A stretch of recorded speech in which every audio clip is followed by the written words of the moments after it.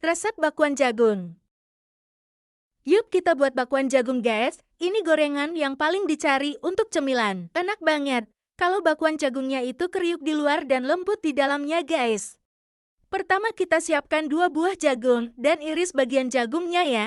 Kemudian sisihkan di mangkuk besar untuk digabung dengan bahan lainnya. Bahan lainnya yaitu 4 siung bawang merah dan 6 siung bawang putih kita haluskan ya. Tepung terigu 190 gram.